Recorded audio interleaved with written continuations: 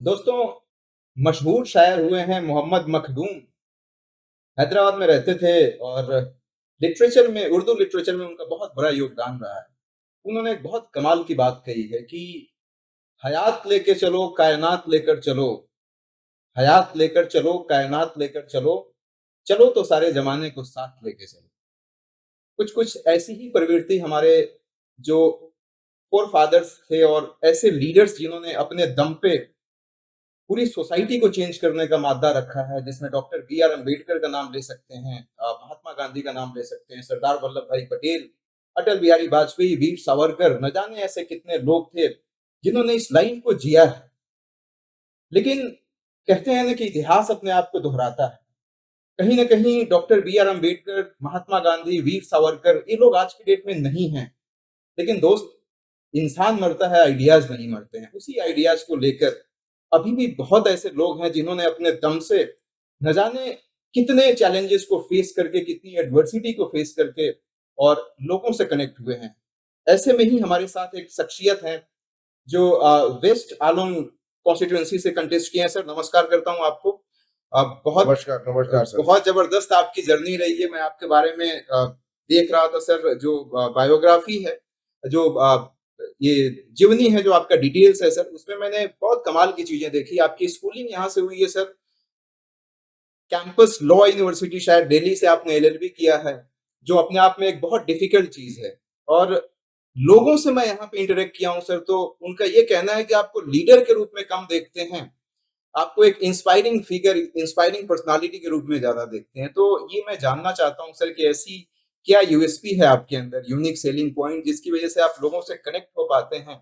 और उससे पहले सर मैं आपसे दरख्वास्त करूंगा कि अपने basic education background, family details के बारे में थोड़ा बताएं, ताकि जो हमारे दर्शक हैं वो आपके बारे में कुछ जान सकें।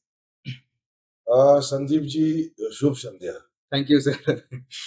ये आप जैसे बताया कि मेरा जो शुरुआती जीवन का जी कैसा कैसा हुआ, तो मैं आपको बता दूं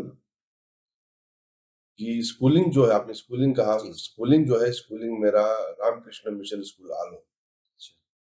वहीं से मेरा स्कूलिंग हुआ। हम्म। और क्लास 12 पास करने के बाद जी। मैं दिल्ली यूनिवर्सिटी हिंदू कॉलेज से ग्रेजुएशन किया। अच्छा। उसके पश्चात कैंपस लॉ सेंटर से एलएलबी किया, जैसे आपने बताया। जी। फिर ऐसे करके मैं वापस आया अरुणाचल, गुवाहाटी में कुछ साल एडवोकेट का वकालती जी। किया, प्रैक्टिस किया। हम्म। फिर यहाँ पे आया, कुछ प्रैक्टिस किया। तो ऐसा मेरा जर्नी रहा जी। है राजनीति में प्रवेश करने से पहले। जी। तो ये लेखा जोखा इन संक्षेप में आपको मैं जी। मेरा पढ़ाई वाला जो जर्नी है, हम्म। इसको मैं आपको बता रहा हूँ। जी। जहां तक लोगों से जुड़ने का सवाल है, लोग मुझसे कनेक्ट बहुत इजीली होता करते है, हैं। ये जैसे आपने कहा, ये बात तो मैं अपने आप को अपना प्रमाण पत्र नहीं दे पाऊंगा, ये लोग ही बता पाएंगे मैंने कि वो लोगों से मेरे ही साथ। पूछा है सर, और लोगों का ऐसा फीडबैक है कि आपको, आप लीडर तो हैं, एक बहुत अच्छे लीडर हैं, लेकिन आपकी पर्सनालिटी इतनी अपीलिंग है कि वो बहुत इजीली कनेक्ट करते हैं। और मैं ये समझना चाहता हूँ सर आपसे कि ऐसी क्या चीजें हैं आपके अंदर, ऐसी क्या यूएसपी है कि लोग बहुत इजीली आपसे कनेक्ट हो पाते हैं। शायद हम लोग भी, या जो मेरे दर्शक देख रहे हैं, वो भी सर की इस क्वालिटी को इनकलकेट करें तो लाइफ में अच्छा करेंगे। मेरा मानना ऐसा, मेरा कोई खासियत मुझ में है, जी। ये मैं अपने मुंह से बोल नहीं पाऊंगा लेकिन कि जो किस रियलिटी किस है सर वो बतानी किस पड़ेगी। कारण से लोग मुझसे जुड़ते हैं, या जी। किस कारण चुंबक की तरह जी। जी। लोग जी। आकर्षित होते हैं, जी। ये तो मैं नहीं बता पाऊंगा। लेकिन मेरा एक मानना है कि राजनीति में अ, जनता जनार्दन है। जी। जनता सबसे सर्वश्रेष्ठ है, सर्वोच्च है। जनता को आपको कदर करना पड़ेगा। जी। आप जो भी है, जनता के बदौलत है। जी। जी। और जब आप जनता का महत्व को, जनता को आप कद्र करते हैं, तो ऑटोमेटिकली हुँ, हुँ। आप रिस्पेक्ट गेन करते हैं। जी, जी, जी। तो शायद ऐसा हो सकता है कि क्योंकि मैं सबसे ऊपर में, चोटी में जी, जनता को रखा हूँ, जैसे जनता जनार्दन बताया, जी, तो वो जो चीज है जनता को दिखता होगा कि this person ji, he really loves the people of 30 Alo West, yes, and that is why they feel कि ये हमसे जुड़ा हुआ है, हुँ, ये ऊपर से कोई दिखावा नहीं है, हुँ, उनके साथ हमारा दिल दिल का का रिश्ता है। तो शायद इसी के कारण they must be feeling in those lights कि ये आदमी जो है ये सचमुच में हुँ, हमको दिल से प्यार करता है। अच्छा। अब बातों-बातों में सर आपने बहुत अच्छी बात बता दी कि यदि आपको पीपल फ्रेंड मतलब जनता का हीरो बनना है, तो जनता के दर्द को तो समझना पड़ेगा। जनता से कनेक्ट करने का सबसे मुझे जहाँ तक समझ में आ रहा है सर आपसे बात करके, जनता से कनेक्ट करने का सबसे आसान तरीका है कि उनके दुःख-दर्द को समझो, उनके साथ हर चीज़ में शरीक हो और डेफ़िनेटली वो आपको अ, सर्वोपरि रखेंगे, सबसे ऊपर रखेंगे, अपना लीडर चुनेंगे। दूसरा सवाल मेरा इसी पॉलिटिक्स से रिलेटेड है सर। एक मूवी मैंने देखी थी, शायद आपको भी याद होगा 1993 में आई थी, 12 नवंबर 1993 को रिलीज़ हुई थी। वाह! आपको शाहरुख डेट भी याद है। शाहरुख खान उस मूवी में थे और शिल्पा शेट्टी का डेब्यू था, काजोल थी, बाजीगर उस मूवी का नाम है। उसमें शाहरुख खान पूरी मूवी में एक ही बात कहता है कि कुछ हारने के लिए कुछ जीतना पड़ता है और जीत कर हार कर जीतने वाले को बाजीगर कहते हैं। बाजीगर मतलब एक्सट्रीमली एडवर्स सर्कमस्टांसेस और सर्कमस्टांसेस को फेस करते हुए वो सफलता हासिल करते हैं।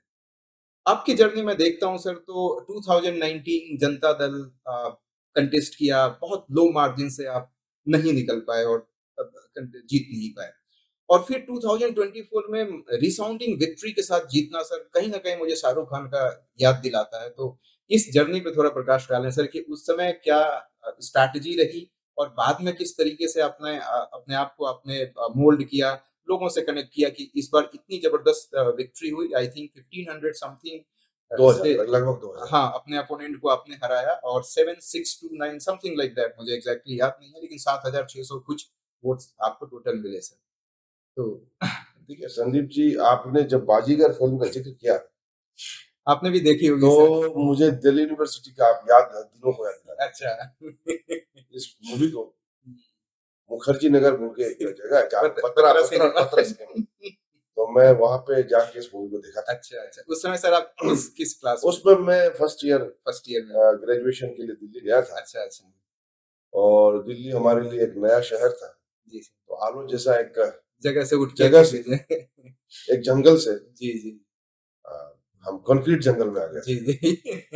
एक नेचुरल जंगल है, फिर हम कंक्रीट जंगल में दिल्ली में आ गए। Yes sir. तो पतरा में आपने मूवी तो देखी। बतरा में मूवी तो की, तो इसलिए आपने याद को ताज़ा कर दिया। यस तो जैसे मेरा कहना है कि अ, आपको, जैसे आपने बताया शुरू में कि जनता से आप कनेक्ट होना है, जी, और सुख में भले ही ना, दुःख में रहना। दुख में आपको जनता से दुख में आप कनेक्ट करना और रहना ये पड़ेगा। बहुत बड़ी बात बता रहे आपका हैं सर। कबीरदास का दोहा तो यही है, हुँ। अ, सुख में सुख में सुमिरन सिमरन सब करे सब दुःख में। करे, दुख में करे ना कोई, हुँ। है कि नहीं? यस। तो जो सुख में सिमरन करे और जो दुख में सिमरन करे, ऐसा कुछ हुँ, है। हुँ, हुँ। तो लोग भी तो वही है, जब दुख में आप उनको, आप हो सकेगा तो खुशी में भी शरीक होइए, जी, जी। लेकिन दुख में जो है जी। कंपल्सरीली आप शरीक होना है। जी, जी। और पर्टिकुलरली आप नेता है या आप सोशल वर्कर है, हुँ, ये कोई जरूरी नहीं है। आपको एक हुँ, ह्यूमैन साइड होता है, हुँ, हुँ, उस हिसाब से हुँ, दुख में शरीक होना है। हुँ। तो 2019 में एक्चुअली बहुत शॉर्ट स्पैन में मैं जी। इलेक्शन में आया। मैं शायद 3 या 4 महीने में मैं राजनीति में कूदा। तो लोगों को मुझे समझने में शायद उतना मैं लोगों को टाइम नहीं दे जी, पाया। सर। 4 महीने में कम होता है सर मुझसे लोग कनेक्ट राजनीति नहीं के हुआ हिसाब होगा, से। क्योंकि आपको लोगों से एक जो जैसे दिल का रिश्ता बनाने जी, के जी। लिए समय उसमें लगता टाइम है। लगता है। जी, तो 2019 में परिस्थितियां मेरे अनुकूल नहीं था। हुँ, उसके बावजूद जी मेरा सर। मानना है कि मैंने अच्छा मुकाबला किया। मेरे प्रतिद्वंदी जो थे उसके बहुत कम बाद, मार्जिन से आप हाँ, सर पीछे रहे। हमारे प्रतिद्वंदी जो है उसके बाद मंत्री भी रहे, हुँ, और उसके बाद मैं हारने के बाद मैं जुड़ा रहा। 30 जी। ऑगस्ट के जनता से ये अपने जुड़ा। आप में बहुत बड़ी बात है सर कि हारने के बाद भी आप कनेक्टेड रहे और जुड़े रहे, जिसका इस बार आपको मतलब बेनिफिट मिला सर। उसका फल दिखाई देता है, क्योंकि मैं जगह-जगह लोगों से मिलता रहा, और जैसे कि दुःख में, सुख में, उनके घर-घर में मैं, उनके दुःख में उनके साथ, सुख में उनके साथ, लेकिन मोस्टली दुःख में उनके साथ। जितना हो सकेगा एक लोगों से जी। एक कनेक्शन बनाने का हुँ, हुँ, हुँ। कोशिश किया, हुँ, हुँ। और मुझे लगता है कि उसी का फल है। हुँ। वो जो दिल का रिश्ता जो कनेक्ट हुआ, हुँ, हुँ, हुँ। वो कनेक्शन के कारण जी, 2024 में जी। मैं भारी भरकम मात्रा से मुझे विजय प्राप्त हुआ। जी, जी, ये जी। मेरा मानना है, और मैं उसके बाद तो अभी आप देख रहे हैं जी, कि जी। बैक में काफ़ी हुँ। लगा। ये बहुत बड़ी बात बताई सर आपने कि एक प्रसिद्ध नेता बनने के लिए, लोगों का नेता बनने के लिए, उनके साथ कनेक्ट होने के साथ-साथ जो दूसरी सबसे बड़ी क्वालिटी होनी चाहिए, वो ये होनी चाहिए कि सुख में शायद आप नहीं जा पाते हों, कोई दिक्कत आ जाती हो, आप नहीं जा पाते हों, रेगुलर नहीं जा पाते हों किसी के यहाँ, लेकिन दुःख में हमेशा लोगों के साथ जुड़े रहिए, लोगों के साथ कनेक्ट रहिए। ये क्वालिटी आज की डेट में सर मैं दावे के साथ कहता हूँ कि बहुत कम लोगों के अंदर है। हो सकता है ओरली वो लोग ऐसा कहते हों। प्रैक्टिकली इम्प्लीमेंटेशन बहुत कम है। आपने इस चीज़ को किया, तो डेफ़िनेटली वो 2024 में बहुत बड़े लेवल पे फलीभूत होके आपको मिला और इस चीज़ के लिए सर बहुत-बहुत बधाई। एक और क्वेश्चन है सर कि मैं आपका बात को थोड़ा-सा मैं जी कंटिन्यू सर। करते हुए एक चीज़ मैं आपको फिर बताना चाहूँगा जी सर। कि जैसे आप बिहार के हैं। जी सर। बिहार और अरुणाचल में हुँ, इलेक्शंस, असेंबली इलेक्शन फ़र्क होता है। हुँ। हमारा यहाँ में जो एक-एक कॉन्स्टिट्यूएंसी है, जी, उसमें मतदाता है जी। 12,000, 13,000, जी, जी, जी। 14,000, 15,000। हमारे यहाँ संख्या बहुत है। आपके वहाँ संख्या लाखों में है, करोड़ों में है। बेशुमार है। जी सर। आपका 5 लाख, 10 जी, लाख, ऑब्वियसली। तो it is not very possible all the time hmm, hmm. To have that connect with the people. जी। लेकिन अ, हमारे यहाँ पे हुँ। अब 12,000 है, 13,000 है, 14,000 है, कनेक्ट किया आपको जा कनेक्ट सकता करना पड़ेगा। है। जी। आपको पता होना पड़ेगा कि इस घर में फलाना ये आदमी, इस घर में इनका जो सुपुत्र है, उनका नाम ये है। अच्छा। उनके इस घर में उनके परिवार में 2 बेटे हैं। हुँ, हुँ। डेफ़िनेटली सर, मुझे ऐसा लगता है कि 2024 का टेस्ट आपने जीत लिया है और डेफ़िनेटली आप 1983 और 2011 ये 2 ऐसे साल थे जिसमें इंडिया ने वर्ल्ड कप जीता था, तो बिल्कुल। आप भी ज़रूर इस पॉलिटिकल फ़ील्ड का वर्ल्ड कप जीतेंगे, ऐसा मेरा दिल कहता है। मेरा दूसरा क्वेश्चन ये है सर कि ट्रेडिशनल कल्चर्स की बात यदि हम करें, एंशिएंट कल्चर, आज के रैपिड मॉडर्नाइज़ेशन में कहीं न कहीं ये चीज़ें लुप्त होते हुए दिख रही हैं। आपके यहाँ भी और हमारे यहाँ भी और across length and breadth of the country. लेकिन आपको ऐसा देखा गया है कि आप उसको बचाने के लिए बहुत ज़बरदस्त अपनी तरफ से प्रयास करते हैं। तो किस तरीके से मतलब इनिशिएटिव आपने लिया है? और इसके साथ-साथ सर मैं ये भी आपसे समझना चाहूँगा कि ट्रेडिशनल जो भी कल्चर है हमारा, जो ट्रेडिशन है, जो सिस्टम है, उसको बचाना कितना ज़रूरी है और क्यों ज़रूरी है? देखिए, आप जब अपना कल्चर, अपना कस्टम, अपना ट्रेडिशन को बचाने की बात करते जी। हैं, तो आप किसको बचा रहे हैं? आप अपने आप को बचा रहे हैं। हुँ। आप अपना आइडेंटिटी को बचा रहे हैं। जी, जी। आपका आइडेंटिटी ही है आपका कल्चर, आपका ट्रेडिशन, हुँ। आपका वेशभूषा, जी। आपका डायलेक्ट, हुँ। ये तो आपका ट्रेडिशन है। मैं गालो समाज का हूँ। जी। तो सबसे पहले मैं क्या हूँ? मैं गालो हूँ। तो Galo is connected with Galos tradition, ancient tradition and customs. उसके बाद जो आता है उसके बाद है कि नहीं? हुँ, हुँ, हुँ। पहले तो आप गालो हैं। जी, जी। तो आपका जो प्रैक्टिसेस है, आपका जो कस्टम्स है, इसको आप नहीं बचाएगा तो कौन बचाएगा? आपको बचाना पड़ेगा इसको। और आपका ट्रेडिशन कस्टम्स है तब गालो है, नहीं तो फिर गालो का तो सफाया हो जाएगा, गालो गालो ही नहीं रहेगा, यू विल गेट असेंबल्ड, है कि नहीं? जी, जी। आपका ओरिजिनलिटी गायब हो जाएगा, हुँ, आपका कंप्यूटर में वो असेंबल्ड वाला हो जाएगा, है कि नहीं? ब्रांडेड नहीं रह पाएगा। ब्रांडेड नहीं रह पाएगा, क्योंकि यही आपका आइडेंटिटी है।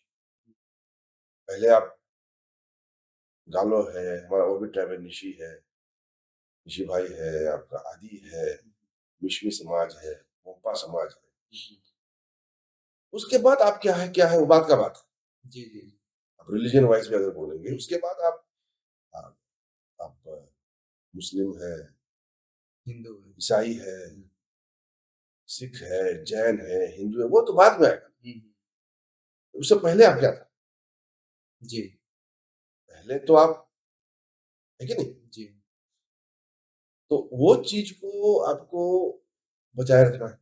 आप नहीं बचाएगा उसको तो कौन बचाएगा?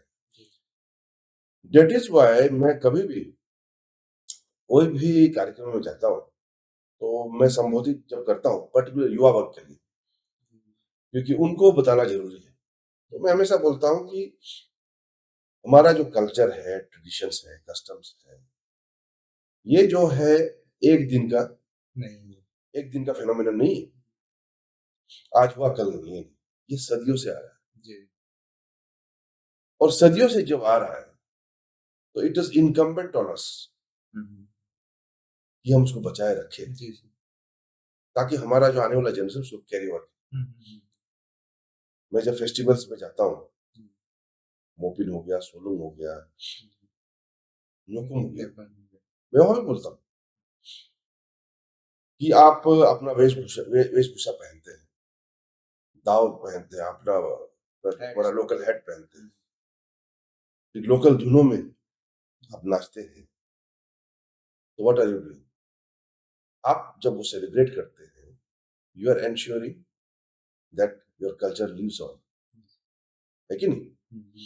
आप अपना मोपिन में आप जब कोट टाई पहन के आए, है कि नहीं, तो फिर अपना ड्रेस कुछ नहीं पहनेगा, व्हाइट कलर नहीं पहनेगा, फिर आपका ट्रेडिशनल हैट नहीं पहनेगा, अपना ट्रेडिशनल बीड्स नहीं पहनेगा, आप जैसे टाई कोट पहन के आ गया नहीं, ये तो इंटरव्यू है खैर, लेकिन उसमें आ गया तो क्या होगा?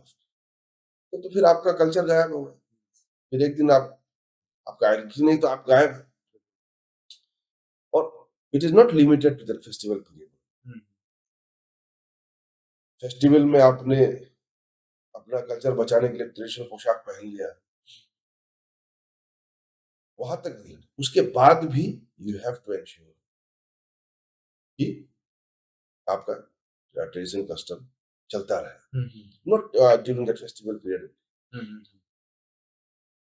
होल ईयर राउंड कोशिश ये करना है कि आपका ट्रेडिशनल कल्चर बचा रहे। और लोकल डायलेक्ट, जो आपका मदर टंग है, लोकल डायलेक्ट है, इसको सभी को बोलना है, क्योंकि लोकल डायलेक्ट भी आपका आइडेंटिटी में जी आता है, और आपको कोशिश करना है कि इसको आपको बचाए रखना है।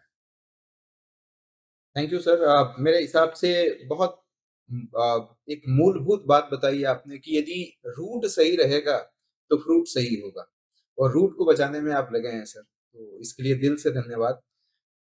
आपके इसी आंसर से मिलता है एक क्वेश्चन मेरे दिमाग में आया है सर। अभी आप डायलेक्ट्स की बात कर रहे हैं, लोकल लैंग्वेज की बात कर रहे हैं, आपसे मैं समझना चाहता हूँ सर, और इवन मैं भी आपसे ये सीखना चाहता हूँ ये क्वालिटी कि Garo language, English language, Hindi language इतनी खूबसूरती के साथ आप बोलते हैं, समझ में नहीं आता है जब आप हिंदी बोलते हैं कि आप यहाँ के हैं, इंग्लिश बोलते हैं तो भी समझ में नहीं आता है, मतलब एकदम उसमें रम जाते हैं। तो इतनी जबरदस्त कम्युनिकेशन स्किल, मैं जहां तक समझ पा रहा हूँ सर, क्या आपको स्कूल से आया या फिर आप अदर स्टेट्स में ज्यादा रहे हैं? दिल्ली यूनिवर्सिटी से आपने ग्रेजुएशन किया, फिर आपने एलएलबी किया, उसके बाद गुवाहाटी में आपने कुछ दिन तक काम किया एज ए एडवोकेट लॉयर, तो ये इतना बड़ा ट्रांसफॉर्मेशन कहाँ से हुआ सर? क्योंकि आपके एज में अभी भी बहुत ऐसे लोग हैं जो आपसे आपसे भी बड़े हैं, 45-50 इयर्स के हैं और जो बहुत अच्छी हिंदी नहीं बोल पाते हैं और वो गए थे, दिल्ली गए थे, सब जगह पढ़े।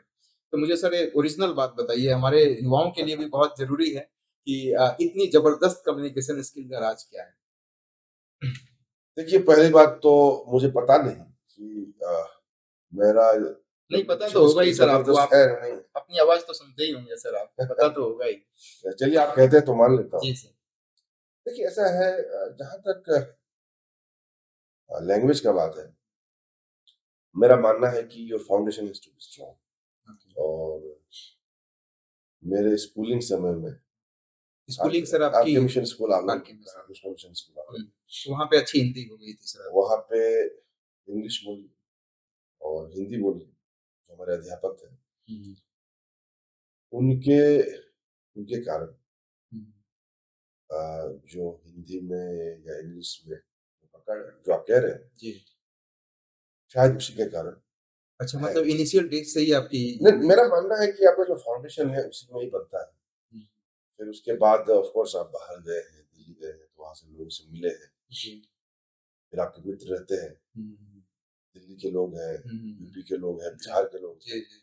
गुजरात के लोग हैं, हुँ, एक साथ मिलते हैं, हुँ, इकट्ठे बैठते हैं, तो फिर हिंदी तो अपना राष्ट्रीय भाषा है, जी। तो इसको तो हमको प्रोत्साहन करना ही है। हुँ, हुँ, तो वहाँ पे आप उनसे बात करते हैं तो और रिफाइन और पॉलिश होता है। हुँ। फिर कभी-कभी जैसे बत्रा में आप चले गए, हिंदी बॉलीवुड का फ़िल्म देख लिया, जी, जी, तो उसमें भी कुछ पॉलिश आ जाता है। जी। बट ओवरऑल ये चीज़ है कि इट इज़ नॉट वन, आप किसी एक पहलू के कारण हुँ, आपका लैंग्वेज अच्छा है या कम्युनिकेशन स्किल्स, जो लैंग्वेज के ऊपर कमांड है, it is not because of one aspect. It is a series of events, series of school का जो जर्नी है, सफ़र है, फिर वहाँ से कॉलेज का जर्नी है, और आपका अपना जिज्ञासा भी होना पड़ेगा। जी, जी, जी। यू हैव टू बी, आपको आपका मतलब सीखने का भी तो एक हुँ, जिज्ञासा होना पड़ेगा, बिल्कुल सर। और ऑफ कोर्स थोड़ा ग्रास्पिंग पावर भी होना हुँ, पड़ेगा। हुँ। बट बेसिकली ओवरऑल मेरा मानना है कि दिस फोर फोर जो बताया जी, जी। Because of all this factors, combination of factors, hmm, hmm. अगर आप कह रहे हैं हुँ, हुँ। तो मान लेता हूँ मान कि लीजिए शायद सर, मैं इसलिए जो कह रहा हूँ दिल से कह रहा हूँ, तो प्लीज़ मान लीजिए। चलिए चलिए मान लेते हैं, तो शायद बिकॉज ऑफ दैट जी, जी। मेरा ये शायद मेरा लैंग्वेज में शायद मेरा कमांड एक होता है। एक एक सेंटेंस में सर, आज के जो यंगस्टर हैं जिनको अपनी कम्युनिकेशन स्किल इंप्रूव करनी है, इंक्लूडिंग संदीप कुमार, तो आप एक एक सेंटेंस में क्या सजेशन देना चाहेंगे मेरे जैसे लोगों को और बाकी लोगों को जो सुन पा रहे हैं? देखिए, एक सेंटेंस में तो देना मुश्किल होगा, but thing is that you should always be, आप सीखने का कोशिश करना चाहिए। Learning attitude. Learning attitude should always be in life.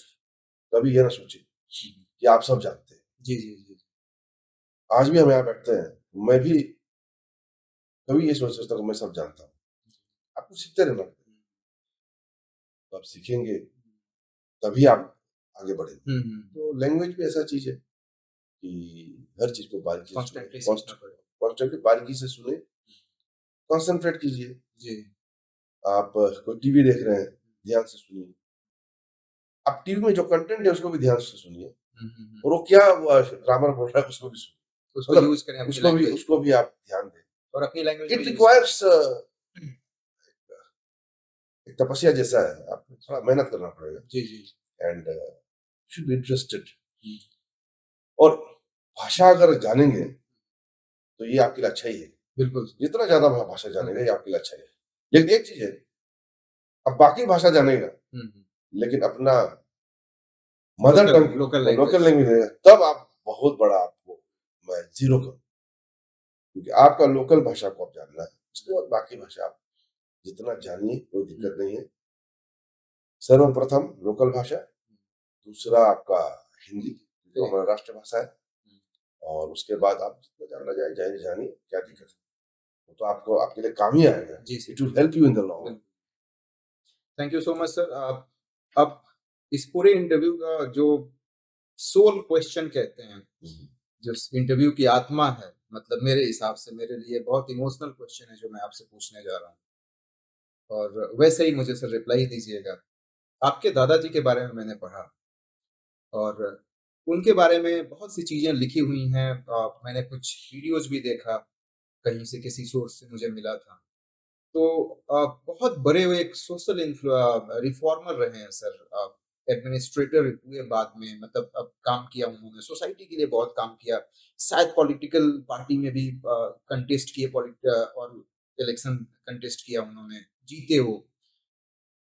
उनकी कोई एक चीज़ हो जो सर आज भी आप याद रखते हैं, और आपका टफ लाइफ में कुछ टफ हो जाता है तो उस चीज़ को याद रखते हैं, या कोई डिसीजन लेते हैं तो उस चीज़ को याद रखते हैं। कुछ तो प्रकाश डालिए सर दादाजी के बारे में, और आज भी उनका जो आइडियोलॉजी है वो कितना रिलेवेंट है आपके लिए? This is what I want.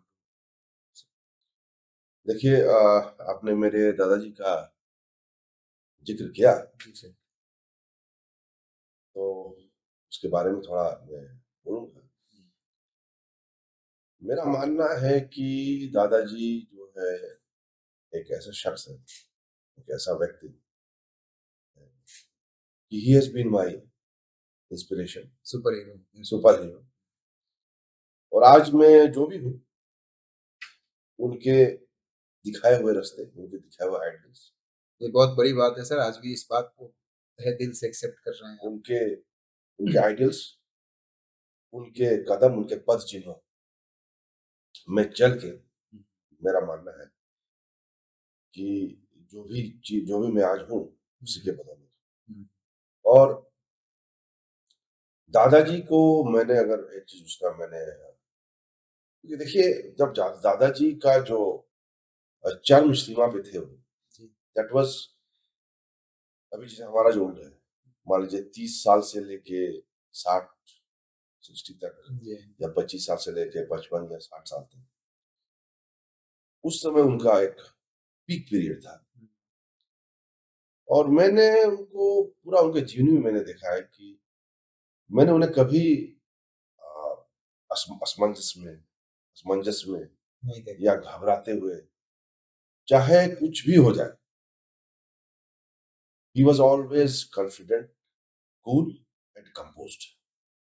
कभी घबराते नहीं थे। जब चाइना 1962 में हुँ, मेचुका आ गए और तातो के आसपास पहुंचे, हुँ, तो आलो से जस्ट लगभग 100 किलोमीटर दूर जी। नहीं था, हुँ, तो सब पलायन कर रहे थे। लेकिन दादाजी और कुछ ऑफिशियल्स, कुछ लोग वहां डटे रहे, और उनका ये था कि चाइना को आने दीजिए, मैं चाइना से बात करूंगा। दादाजी ने वैसा दादाजी तो बोले कि मैं चाइना से बात करूंगा, उनको आने दीजिए। और हमारा जो वहाँ पे एक हेलीपैड था, एयरपोर्ट है, हेलो आप जाएंगे, पता चलेगा। वहां पे तंबू लगा के, तंबू पिचिंग कर दिए, और वहां पे कुछ लोगों के साथ और एडमिनिस्ट्रेशन किसी के साथ बैठ के बोले कि लेट देम कम, मैं यहाँ से हिलूंगा नहीं, और जब आएंगे, दादाजी की उस समय ऐज क्या थी सर? I think 50, 40? 40, 45 या 50, 40-50 के बीच में, ऐसे डायरेक्ट बोल दिया उन्होंने। ऐसे डायरेक्ट बोल दिया। तो ऐसा कॉन्फिडेंट आदमी था वो, ऐसा कॉन्फिडेंस था उसमें कि मैं चाइना को समझा दूंगा कि आप अपनी जगह जाइए, ये भारतीय जमीन है, भारतवर्ष में आप आ गए, आप सीमा पार करके, छलांग करके आप आ गए, आप जी। अपनी जगह जाइए, और हमें यहाँ से, हमें चैन से रहने दीजिए। तो इस प्रकार वो उनको समझाएंगे। तो that was the type of confidence encourage. He had. और उस समय 1960s, it was very tough during that time. आप आज भी देखिए, यस। आप 1950s 40s का अगर बात करेंगे, 60s का, 70s तक भी, तो 80s तक भी, इनफैक्ट 50 60s में तो आप आलो नहीं गए, आलो से पासीघाट जाने के लिए 7 दिन का पैदल मार्च करना उस समय सर। उस समय। और 1940s 50s का बात है। तो शुरू के दिनों में जब अंग्रेज आए थे, तो वो पहले सदिया एक शहर था जो 1950 का भूमिकंप में डूब गया था। सदिया। सदिया वो डूब गया था। आपको तो मालूम है द बिग अर्थक्वेक जी शायद रिक्टर स्केल में 8 दशमलव से भी ज्यादा था, 8 पॉइंट समथिंग। तो वहां पे सब कंसंट्रेशन था। तो बाद में भूमिकंप के बाद दादाजी वहां पे थे, तो जो डिवीजन है, जो एरिया है, जो जो सियांग बेल्ट का, वैसे वो सदिया और पासीघाट भी जुड़ा हुआ था। तो भूमिकंप के बाद उन्होंने जैसा प्रयत्न किया, और उनके उनके कहने के, उनके जो जुबानी जैसा जिस सुना है कि फिर प्रशासन ने जो आपका हेडक्वार्टर है, डिस्ट्रिक्ट के हेडक्वार्टर को आलू शिफ्ट किया। मेरा बोलने का मतलब वो नहीं था कि इतना तकलीफ, कठिनाई, आप 7 दिन पैदल मार्च करके जाते थे, how tough it must have been. फिर एक स्लेवरी सिस्टम था, उसको भी उन्होंने सोचा कि मैं इसको खत्म करने में उनका भी अच्छा खासा रोल है। तो चूंकि तातो एरिया वगैरह में घूमे, उस समय कितना, आप सोच के देखिए, जंगलों के बीच में जाके, इट वाज अ वेरी बहुत तकलीफ। अब सोचने से आज का जमाना, आज वही रास्ता जो पासीघाट 2 घंटा में हम जा रहे हैं। I can visualise. तो इन कठिन परिस्थितियों में भी मेरा कहना यह है कि ही वाज ऑलवेज कॉन्फिडेंट, और उसे कोई झकझोर नहीं सकता था। वो हमेशा कॉन्फिडेंट रहते थे। दैट वाज वन एस्पेक्ट मैंने उसे सीखा। और दूसरा जो है, कोई भी काम को जब वो प्रयास करते थे, कभी इतनी आसानी से छोड़ते नहीं थे, उसको सफलता प्राप्त करने का भरपूर कोशिश करते थे। He will not leave. कोई भी टास्क असाइन करो तो इसको इमीडिएटली आप सक्सेस नहीं हुआ छोड़ दिया, ऐसे नहीं। वो जो एक कहावत है, करत करत अभ्यास जरमति होत सुजान रसरी आवत जात से सिर पर पड़त निशान। बिल्कुल, वो रस्सी जो है पत्थर को भी खींच देती है। इस टाइप का एटीट्यूड था।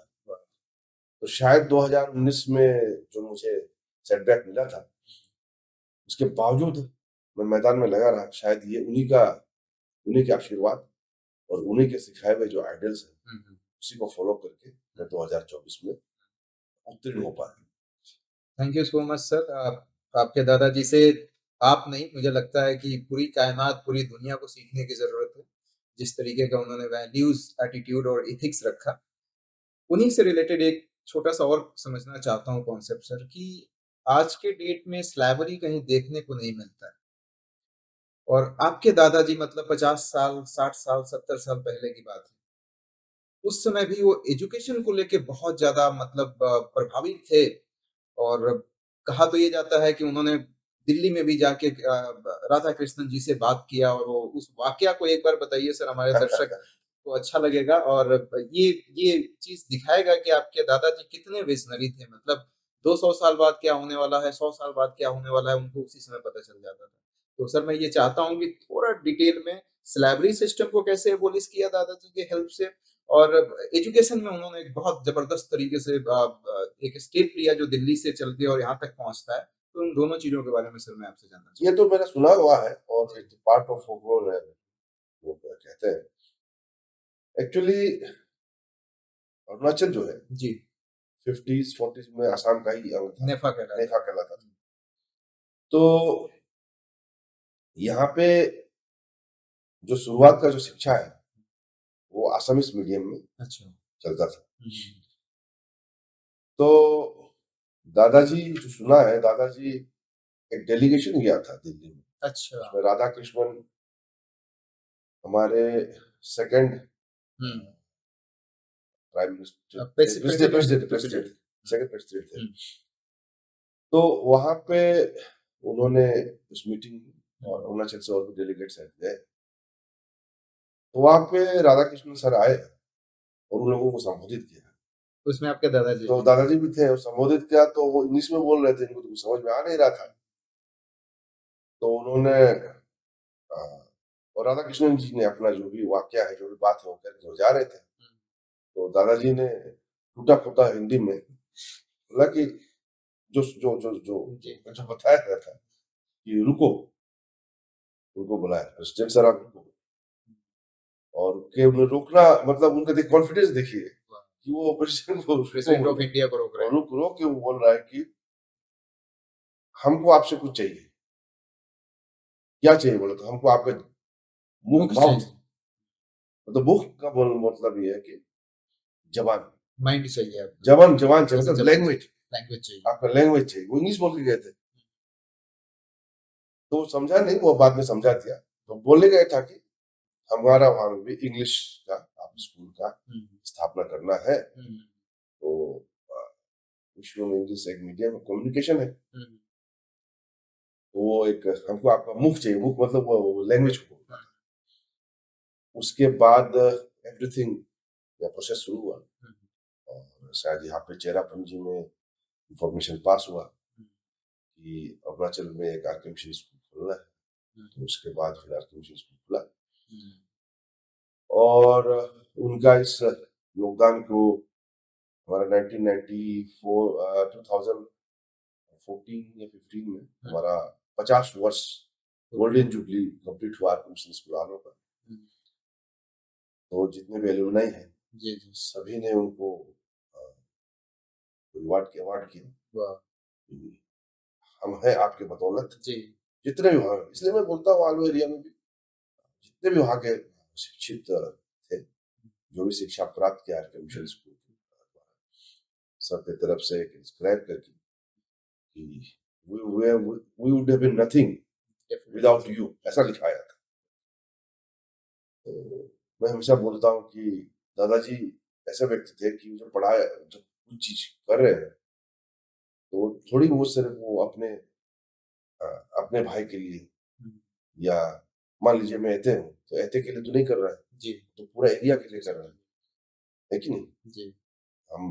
तो उस हिसाब से उसके उसी चीज को जितने भी वहां से जो शिक्षा प्राप्त किया, रिकॉग्नाइज किया, एक मेमोरेटिव भी दिया था।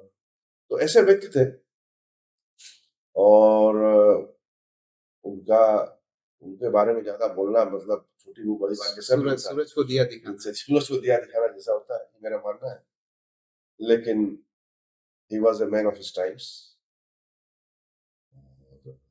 मेरे हिसाब से एक बीबी पांडे का एक था, उसमें बोलता he was a man of his times, unquestionably उनका जो भी वो कहते थे उसका एक बहुत ही वेटेज रहता था उस जमाने में, पर्टिकुलर हमारे एरिया। तो सर स्लेवरी सिस्टम के बारे में भी थोड़ा संक्षेप में बता दें कि कैसे दादाजी का कंट्रीब्यूशन रहा, नेहरू जी से मिले वो शायद। हाँ, स्लेवरी सिस्टम का भी वो मिले, और शायद अरुणाचल से वो पहले ऐसे व्यक्ति थे जो कॉन्फिडेंटली जाके उनसे उनसे मिले, और इन लोगों से करके जो स्लेव का जो इश्यूज है, क्योंकि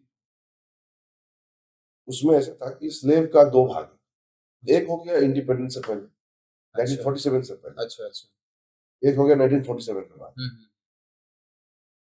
तो नेहरू जी को जब ये सब अवगत कराया तो उनका ये कहना था कि स्लेव को कैसे करके उनको छुड़ाया जाए, जी जी, क्योंकि स्लेवरी सिस्टम वाज इनग्रेडेड, तो लोग स्लेव बना के रखते थे आप।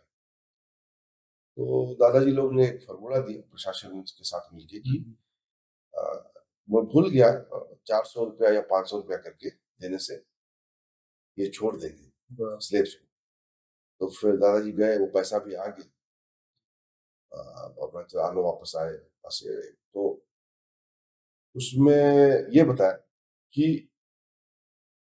आजादी के बाद का जो है जी, उसको तो स्लेब में गिना नहीं जाएगा, तो उसको बिल्कुल पैसा देना नहीं है, क्योंकि वो अपना भी इंडिपेंडेंट है, वो तो कानूनी तौर पर वो इंडिपेंडेंट हो जाएगा, क्योंकि वो तो आजाद देश है, कौन कैसे स्लेब रख सकता है। हाँ, आजादी से पहले का जो है स्लेब्स बनाया हुआ है उससे है, तो उनको छुड़वाना है, तो उस हिसाब से वो उन्होंने उसको बांटा, और प्रशासन के साथ मिलके, और कुछ लोग और भी थे, उन लोगों के साथ मिलके ये चीज किया।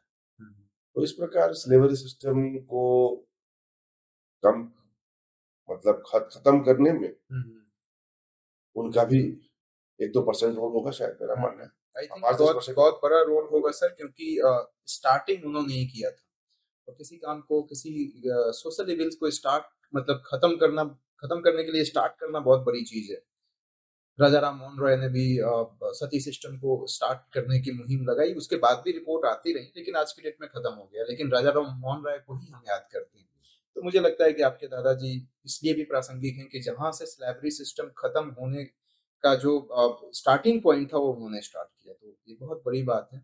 एक और क्वेश्चन है सर कि आपके पिताजी भी मिनिस्टर रहे हैं, और पिताजी का कितना मतलब इम्पैक्ट रहा है आपकी पर्सनालिटी में, और कितने इन्फ्लुएंस हैं? दादाजी के बारे में तो सर समझते हैं। और इसी से मिलता-जुलता मेरा तीसरा क्वेश्चन होगा, नेक्स्ट क्वेश्चन होगा सर, कि ये अपने आप में एक बहुत बड़ी बात है सर कि एक पॉलिटिकल एक्टिविटी नहीं है। ये एक लेगेसी है जो आप 3 जनरेशन लगातार, दादाजी, फिर पिताजी, फिर आप, तो ये क्या मतलब एक कंपल्सन की जगह कुछ और लगता है क्या? मतलब कि वो कहते हैं ना सर कि 1 नंबर पाना आसान होता है, लेकिन नंबर 1 पे टिके रहना बहुत मुश्किल होता है। एक आपके घर में मिनिस्टर हो गए, फिर उसके बाद हो गए दूसरा जनरेशन, फिर आप हैं। तो एक्सपेक्टेशन डेफिनिटली बहुत हाई होगा लोगों को। तो ये सब क्वेश्चंस का सर संक्षेप में आंसर मुझे बताएँ सर। देखिए इस विषय में लोग अक्सर मुझे पूछते हैं जी। कि आपके दादाजी एमएलए रहे हैं, आपके पिताजी मंत्री रहे हैं। इवन जो ऑनरेबल सीएम साहब हैं, उनका स्टेटमेंट है, मैं पढ़ा आज कि वो बहुत प्राउड फील करते हैं ये बताते हुए कि आप 3 जनरेशन से आपके यहाँ मिनिस्टर हैं, मतलब पॉलिटिक्स में हैं। तो ये कैसा पता नहीं महसूस ये होता है? सीएम साहब ने कहा है या नहीं कहा है, मैंने जब पढ़ा है मुझे सर पता कहीं न नहीं है। कहीं, कहीं उन्होंने मेंशन करते हुए कहा है। आप बोला तो सीएम साहब तो हमारे मोस्ट रिस्पेक्टेड फिगर है जी, जी। और हम सब उनके आहीन आधीन हैं, जी। अधीन हैं। अब ये जो जब कहते हैं कि सेकंड जनरेशन, थर्ड जनरेशन, देखिए कुछ लोग कहते हैं कि आपके लिए रास्ता आसान होगा, आसान हुआ हो, क्योंकि आसान तो आप थर्ड नहीं है जनरेशन, लेकिन सर। मेरा मानना है कि ये उल्टा ज़्यादा है। डिफिकल्ट है। आप अ, लोहार का बेटा लोहार, हाँ। सुनार का बेटा सुनार, हुँ, वो तो आसान है, वो आसान है। वो आसान है। लेकिन राजनेता का बेटा, राजनेता का बेटा, एमएलए का बेटा, एमएलए का बेटा, फिर एमएलए का पोता, इसमें कठिनाई है क्योंकि आपको पब्लिक से एक्सपेक्टेशन बहुत हाई रह जाती पब्लिक इस चीज को आपको रिन्यूअल करना पड़ेगा। है। हुँ, लोहार का बेटा लोहार के लिए रिन्यूअल जरूरत नहीं है, तो अपने आप में हो रहा है। जी।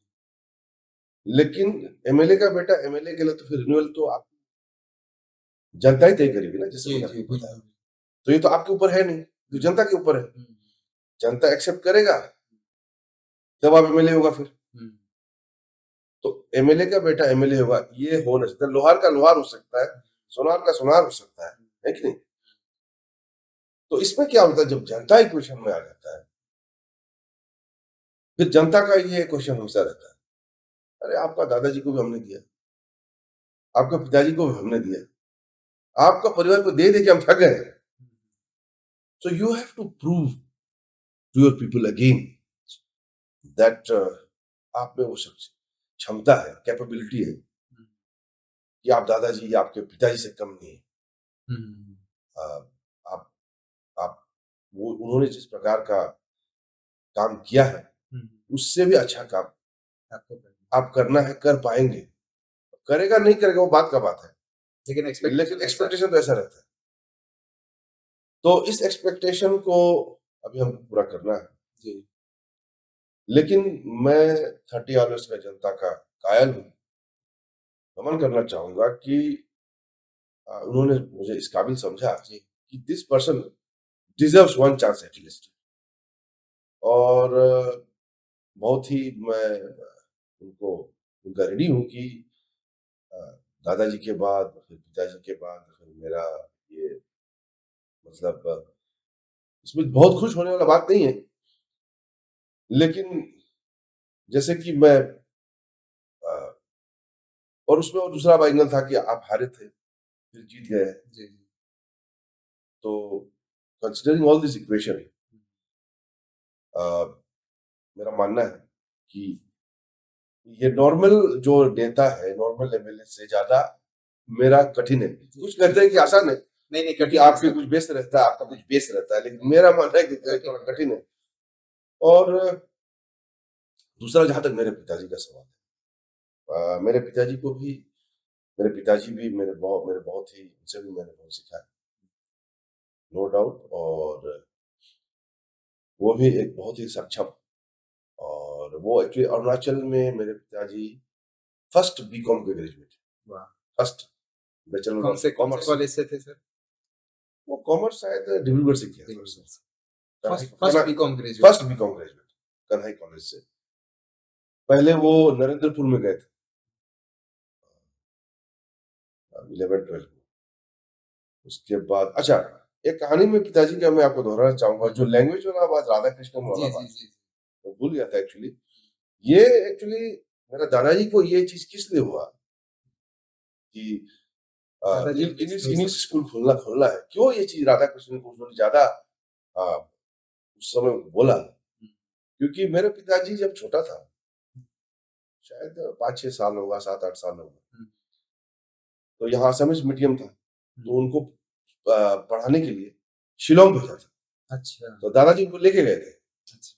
तो पिताजी यहाँ पे असमिस वो छोटा छोटा में पढ़ा।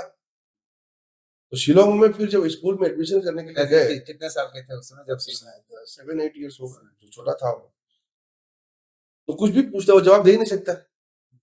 एप्पल भी नहीं पता, एप्पल को तक पता नहीं है, सी फॉर कैट पता नहीं है, कैट क्या है पता नहीं है, एफ बी फॉर बैट पता नहीं है। तो उनको कोई भी स्कूल ने उसको लिया नहीं, क्योंकि उसको पता ही नहीं ना। आपका जो बेस है जिस स्कूल में उसका, क्योंकि यहाँ तो असमिस मीडियम था, तो जो थोड़ा बहुत असमिस का, इंग्लिश का तो एक शब्द मालूम नहीं। तो दिस वाज वन एस्पेक्ट। जी जी। मेरे पिताजी का ये जो वाक्य है, इसके कारण दादाजी जो है, वो जो राधा कृष्ण वाला इंसिडेंट भी मतलब ये कनेक्टेड है, एक रीजन उसे भी बहुत दुख पहुंचा कि वो शिलोंग ले गए, लेकिन क्योंकि वो अंग्रेजी नहीं जानते थे, मतलब थोड़ा भी नहीं मालूम नहीं था, तो इसलिए उसको दाखिला नहीं मिला। तो उसी उसी सिलसिले से मेरे पिताजी, जैसे बताया, देन ही सब कुछ, जैसे आपको बताया, उन्होंने नरेंद्रपुर में थोड़ा पढ़ाई किया, आरके मिशन स्कूल कलकत्ता में, नरेंद्रपुर आपको बताओ। उसके बाद फिर बीकॉम अरुणाचल का फर्स्ट बीकॉम पास किया, और ऐसे करके पिताजी का भी वो व्यापारी बीकॉम करके वो आलो आए 1980s 83-84 में। तो आप आलो जाएंगे तो आपको पता चलेगा कि वो बीकॉम करके आए और आलो पहुंच गए 1980s में, 82 से। उन्होंने एक मिठाई का दुकान, जहाँ पे आपको जैसे कि आपको जलेबी वगैरह, लड्डू, पेड़ा, ये सब का एक होटल बीकॉम करने के बाद। बीकॉम, क्योंकि बीकॉम करके आके बिजनेस कर रहा था। अच्छा अच्छा। तो बिजनेस नौकरी कर रहा, तो अलग अलग बिजनेस किया, जैसे एक फार्मेसी खोला, वो खोला, और एक दुकान खोला, सब किया, क्योंकि बीकॉम में तो बिजनेस करना है। जी जी। लेकिन सबसे उसमें इंटरेस्टिंग एस्पेक्ट है मिठाई वाला, मिठाई का दुकान, मिठाई का भी उसका एक सेक्शन था। तो उस समय में एक ट्राइबल आदमी, मिठाई गालो आदमी, मिठाई का दुकान खोल रहा है, which is very tough, very very tough। उसमें चमचम हो गया, लाल मोहन हो गया, लड्डू हो गया, सबका नाम भी पता है आपको? पता है।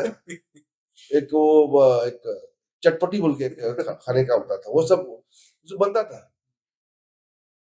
तो एक तो हमारा मतलब 1980s में तो ट्रैवल आदमी बिजनेस करना तो दूर का बात, जी जी जी, बिजनेस करता ही नहीं था, क्योंकि सब तो उसमें मैक्सिमम तो सरकारी नौकरी या सरकारी कॉन्ट्रैक्ट का पीछे ही रहता था।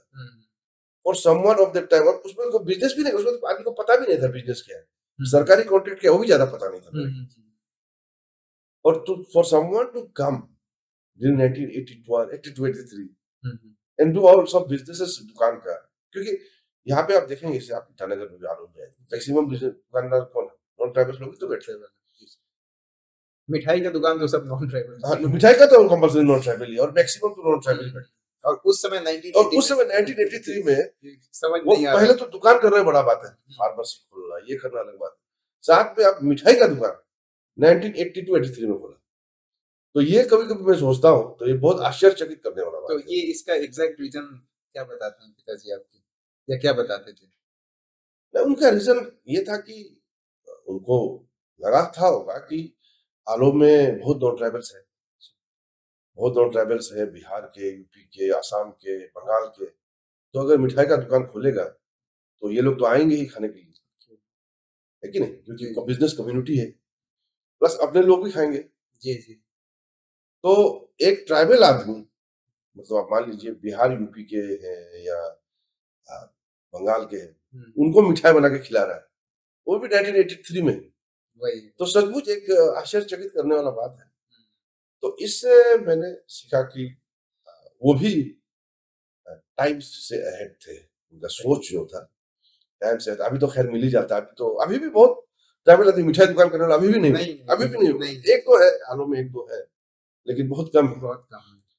1980 में तो सर बियॉन्ड एक्सपेक्टेशन। तो उनसे भी मैंने सीखा बहुत कुछ कि you have to far sighted होना पड़ेगा, दूरदर्शी होना पड़ेगा। और दूसरा वो बाजार के थे, मार्केट के, मार्केट बाजार सेक्रेटरी वगैरह हुआ करते थे।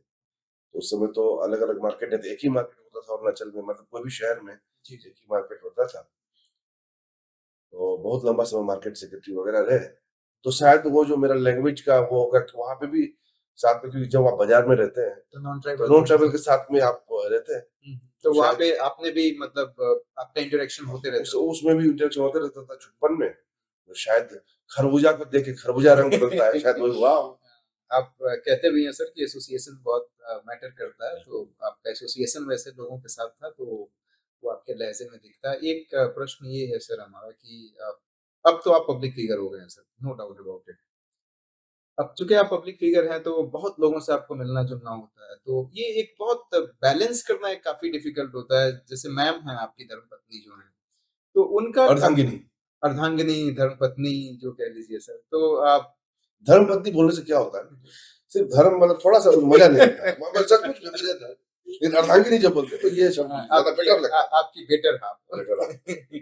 तो आप उनका कहाँ तक योगदान है सर इस पूरी जर्नी में, और किस तरीके से उनका सपोर्ट सिस्टम आपके लिए एक बैकबोन का काम किया है, ये मैं आपसे समझना चाहता हूँ।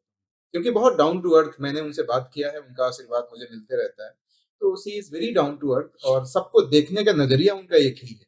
मतलब कि ऐसा नहीं कि हमारा बेटा है और दूसरे का है, मतलब सबको बहुत समान तरीके से इक्वली ट्रीट करती हैं। तो आपका व्यूज मैं जानना चाहता हूँ कि उनका सपोर्ट कहाँ तक रहा इस जर्नी तक पहुंचने में, इस लेवल तक पहुंचने में। हम दोनों का विवाह, थोड़ा कहानी बताइए सर, लव मैरिज हुआ या अरेंज मैरिज हुआ, किस साल हुआ? लव कम अरेंज दोनों है। मैं भी दिल्ली में थी क्या? मैं भी दिल्ली में थी, लेकिन उस समय नहीं थी, जिसमें बाद में आई थी। अच्छा अच्छा अच्छा। तो आर्किटेक्चर की थी मैम ने बी आर्क किया है। बी आर्क तो उन्होंने शायद साउथ में किया था, और बी आर्क करके दिल्ली में मास्टर्स करने आई थी आर्किटेक्चर में। मास्टर्स इन क्या, बिल्डिंग मैनेजमेंट कुछ है। जी जी जी। कहाँ तो से? एसपी में आई थी। अच्छा अच्छा। लेकिन बाय द टाइम मैं दिल्ली छोड़ के मैं आ चुका था फिर यहाँ पे। लेकिन हम लोग पहले से ही एक दूसरे से जानते थे, बहुत क्लोजली नहीं, मतलब, लेकिन एक नॉर्मल जान पहचान, क्योंकि हमारा पारिवारिक पहले से एक रिश्ता था।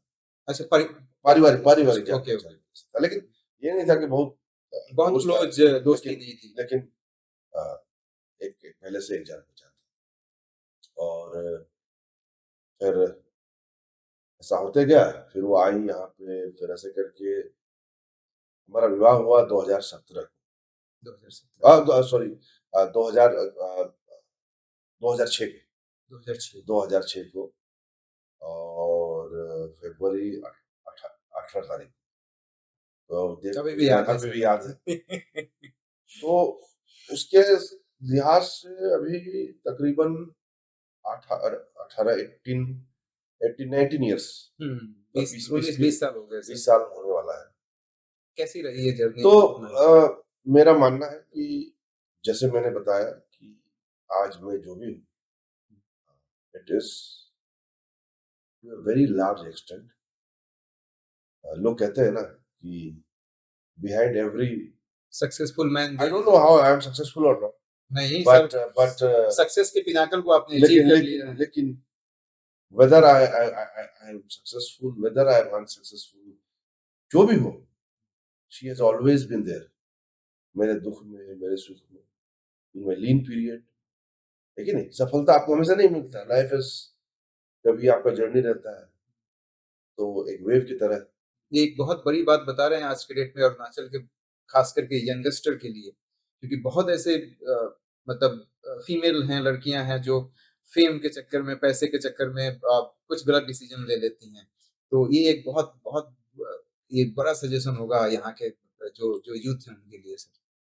तो दुख में बोली, सुख में हमेशा she has been my companion, और हम सफर रहे हैं, और हमारा जो सफर है जीवन का, वो अभी चल रहा है, और धोनी को आशीर्वाद है कि उन्होंने इतना, उनका साथ है हमारे साथ में, और आज अगर मैं जो भी हो, जैसे आप कहते हैं, मैं सफल सफल व्यक्तियों में अगर गिना जाता हूँ, गिने जाते तो हैं गिने जाते हैं, तो it is largely due to her. It is उनका कंट्रीब्यूशन मेरे जीवन में बहुत ज्यादा है, और मैं कहता हूँ कि behind every successful successful man man there there is is a a woman. और ये जो प्रोवर्ब है, ये जो फ्रेज है, मेरा मानना है कि आपके शायद ये लिए। मेरे लिए बना होगा, ये फ्रेज आपके लिए भी बना होगा, सभी के लिए बना होगा। Thank you so much sir. आप एक इसी से मिलता-जुलता और क्वेश्चन है सर कि मैम की कोई ऐसी 2 या 3 क्वालिटी बताएँ आप, जो शायद बहुत लोगों के अंदर नहीं है। इनफैक्ट 90% लोगों के अंदर आपको देखने को नहीं मिला। क्योंकि इस तरीके से उन्होंने आपको सपोर्ट किया है, तो कुछ ना कुछ ऐसा यूनिक तो होगा ही मैम के अंदर जो बाकी लोगों को, शायद मैम सुनेंगी तो ma'am will feel very happy. नहीं नहीं, वो शुड फील हैप्पी होने देगा।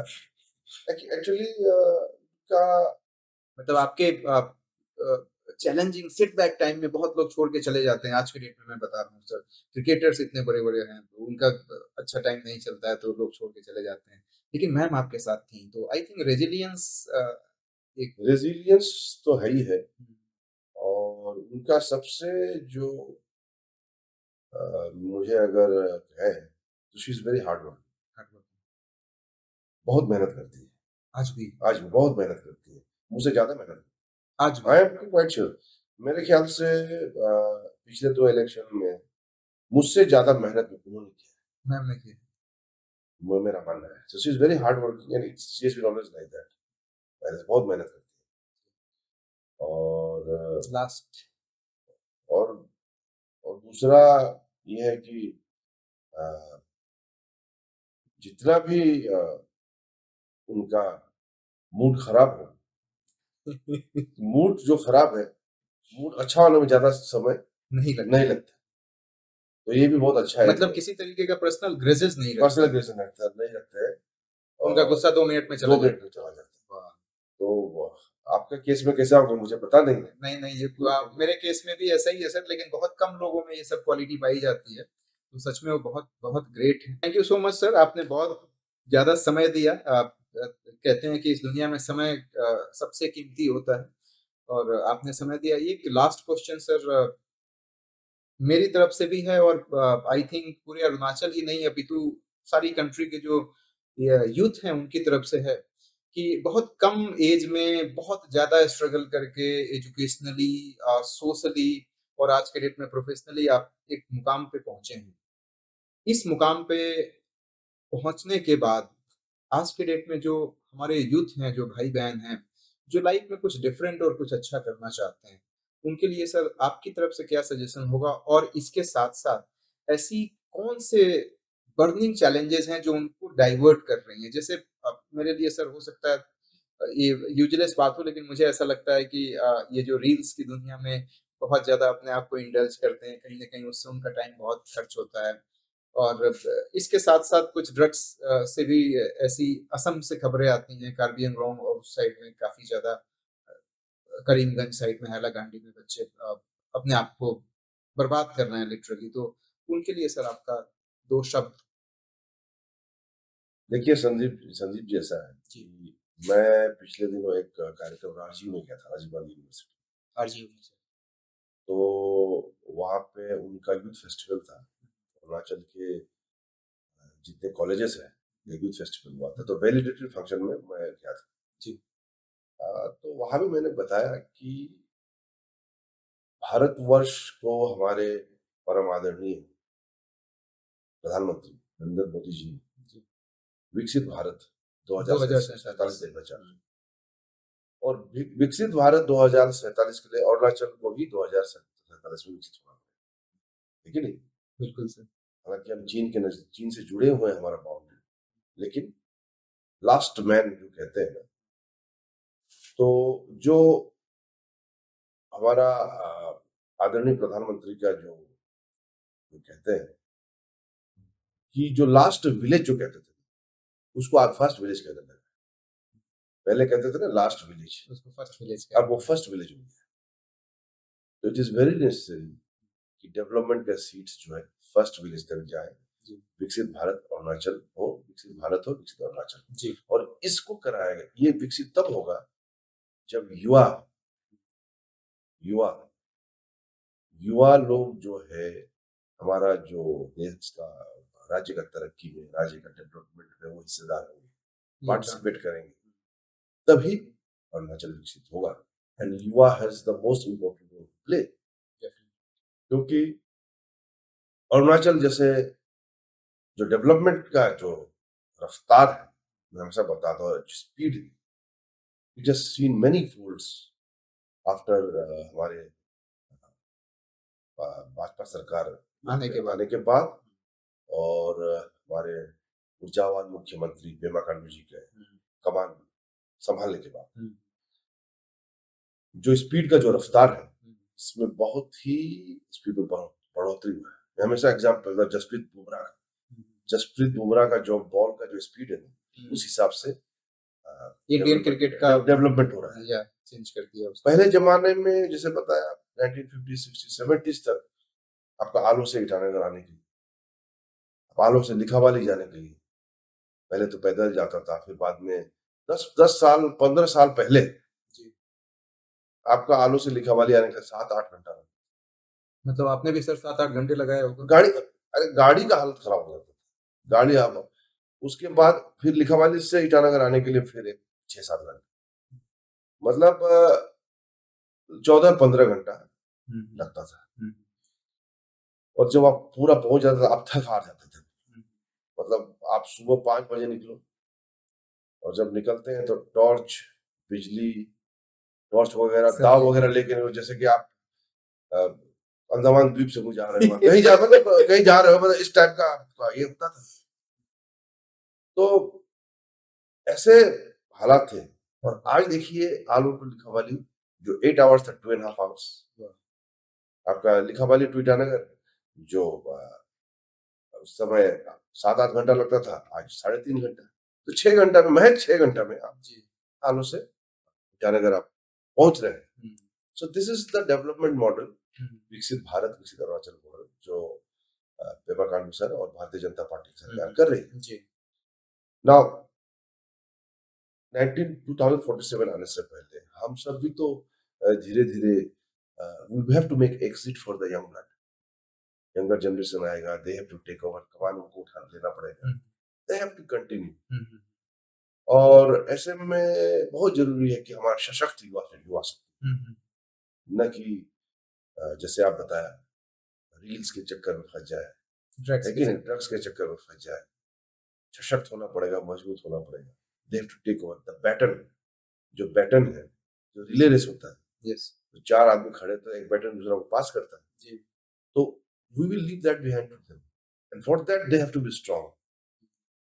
मेरे फैमिली का अगर पार्लेंस में ले, दादाजी ने जो पिताजी को बैटन हैंड ओवर किया, मैं कोशिश कर रहा हूँ उसी को बहुत सक्सेसफुली आई एम ट्राइंग कि कितना हो पाएगा। तो ये सेम जो फॉर्मूला है, ये it is liquid for Arunachal, सब हमारे बच्चे हैं। वी हैव टू एंश्योर कि अरुणाचल तरक्की करे, ड्रग्स फ्री रहे और रील्स की दुनिया से युवा थोड़ा सा कम, रील्स की दुनिया में दुनिया से थोड़ा सा दूरी बढ़ते। ये नहीं कि कंप्लीटली छोड़ दे, but there has to be a time आप मैनेजमेंट करिए और they have to be fit. Sports वगैरह भी करना है, खेलना है, फिट रहना है। युवा फिट रहेगा तो देश फिट रहेगा। फिटनेस बहुत जरूरी है, तो फिट रहना है। They should be willing to learn, जिस जीवन में सीखने का कोशिश कर रहा है जी। और जैसे लास्ट में पहले मैंने कहा, करत करत अभ्यास जन्मति हो सुजान, बस। तो they have to be focused, उस चीज में लगते हैं तो उसको you should not lose your focus. आपको उसमें कड़ी तपस्या, कड़ी मेहनत करना है, तो तभी आपको सफलता प्राप्त होगा। तो यही मेरा युवा वर्ग के लिए यही संदेश है कि आप लोग कोई भी चीज को कुछ चीज में लगते हैं तो दिल लगा के दृढ़ निश्चय के साथ आप लगिए, तो सफलता जरूर आपको आपके कदम चूमेगी।